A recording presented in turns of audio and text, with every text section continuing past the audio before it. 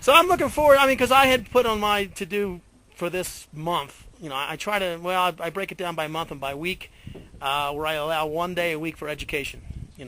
And something area I really need to improve on. And list building has been. That's why I found it so. I was so fortunate that I ran into you at this event because that's your thing. And I had decided that this was going to be what I was going to this month. I'm going to concentrate on list building, and that's why I bought his product. But we'll see where it goes and take us from there. But it's gratifying to know that what he talks about is what you said. Co-registration is one great way to get started.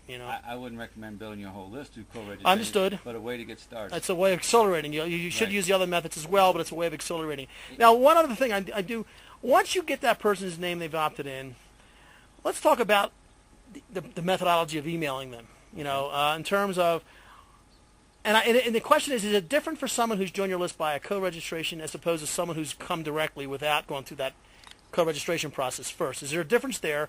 And for each, if there is a difference, what is your format, your methodology in terms of your first email to them? How quick, given the ratio between giving away free stuff and when you first make a product offer for maybe your own product or an affiliate product, is there some sort of formula you follow in that regard? What I would recommend is a 7-day e-course. Okay. That you give away, and what this does is your first email welcomes them to your newsletter, and then it gives them the first lesson of the e-course. Okay. And the e-course could be related to a product that you have, obviously. It could be related to a product, could be related to just about any. You could put an e-course together from 7 different articles, related articles, Yeah. so that they're related together. The problem is you should write your own because that way they may have already read these articles Yes. or something like that. They don't want to think they're getting something that's recycled. Right. Yeah. But it don't take that long to put an e-course together. Yes, that's true. And what I would recommend is that you have a sponsor ad for each lesson. What this is, you start the e-course out, you welcome them, you tell them what the e-course is that particular lesson is going to tell them. So this is the very first email they get as soon as they opt in. The Right immediate email that comes in immediately as soon as they opt in. Right. Okay.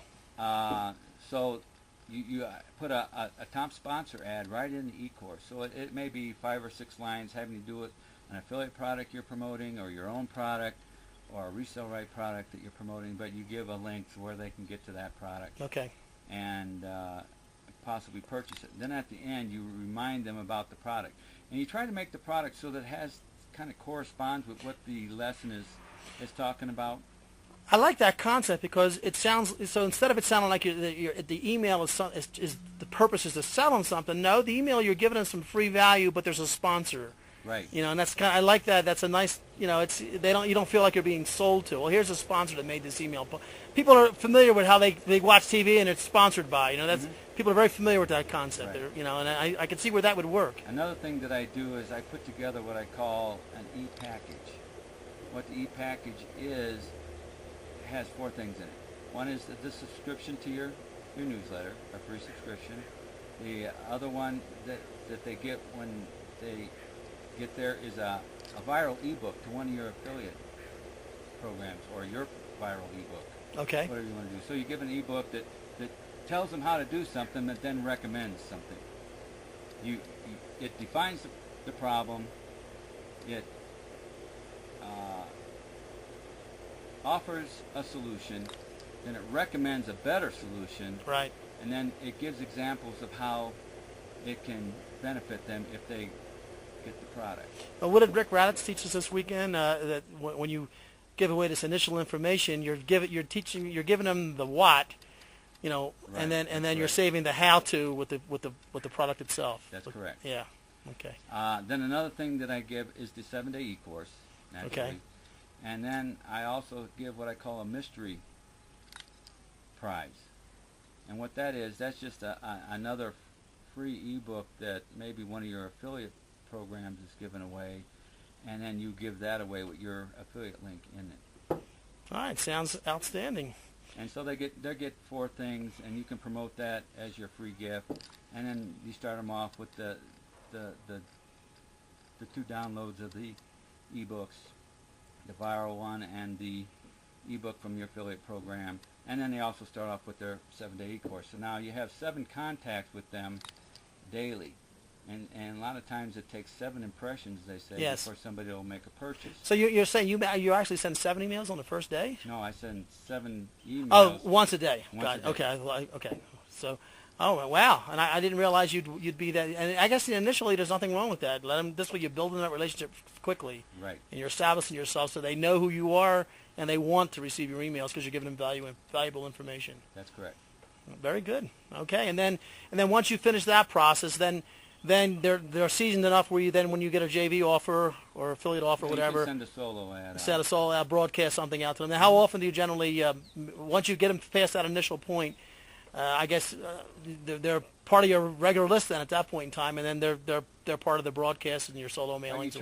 when you do your solo mailings, you try to add some kind of content to it. You know, quality content is what I would call valuable. Let's say that you were stranded on a desert island. I'm going to give you an example. Okay. And you have no way to get off this island, but you happen to find a pirate chest filled with gold. Now you know that gold is very valuable. Right. But it doesn't do you any Not good there. because you need a boat to get Yeah, off the island. exactly. It's not doing you any good right there. So value is not necessarily quality. Value. It's what I say is something that they can immediately put to use in their own e-business, what I would call quality information.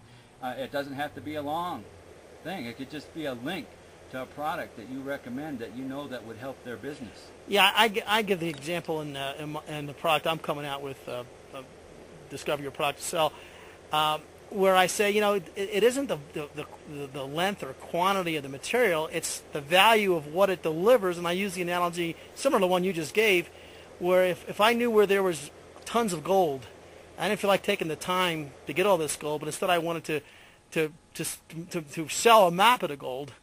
What I'm selling might just be a single sheet of paper with a couple lines of directions, and yet it might be worth thousands if not millions of dollars. It's the same concept, that it isn't necessarily the volume, but it's the value that the person who's using that volume takes for him or herself. That's correct. Okay, very good. Well, this has been an excellent session. I appreciate all the insight and help and instruction you've given us. You obviously know a lot about this, and I'm so glad that I had the opportunity to meet you here at Rick Raditz's. And this is July of '07, and we're sitting, you can see the mountains in the background. And Steve, again, I'm sure we'll be talking again, and I look forward to that. Okay, me too. Thanks again.